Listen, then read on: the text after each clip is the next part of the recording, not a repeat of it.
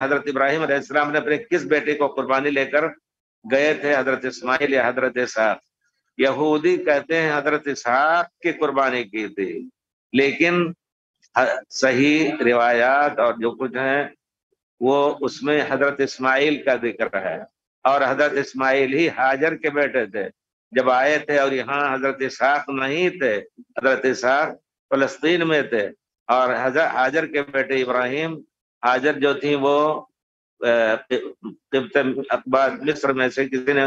یا ملک مصر نے ان کو ہدیہ میں دیا تھا، ان کو وہ لونڈی تھی، ان کے لڑکے حضرت اسماعیل علیہ السلام، اور وہ یہیں مکے میں تھے، یہیں سے لے کر کے گئے، صحیح روایت میں یہی ہے۔ اور جو لوگ کہتے ہیں کہ نہیں حضرت اسحاق کو، بعض علماء نے مجھے یاد آ رہا ہے بہت، اب تو کتاب میرے پاس ہے، لیکن مجھے یاد آتا ہے کہ آج سے 50 سال پہلے پڑھا تھا، کسی نے لکھا تھا اپنے مسلمان علماء میں سے کہ حضرت اسحاق کی قربانی کی تھی، حالانکہ وہ قول غلط ہے۔ صحیح قول یہ ہے کہ حضرت اسماعیل کی قربانی کی تھی۔ یہودیوں کا کہنا ہے اپنی طرف سے وہ لوگ بہت کچھ اپنے فضائل بنانے کے لیے حضرت اسحاق کی قربانی کو ثابت کرتے ہیں، کیونکہ ان کا نسب جو ہے حضرت اسحاق سے چل رہا ہے۔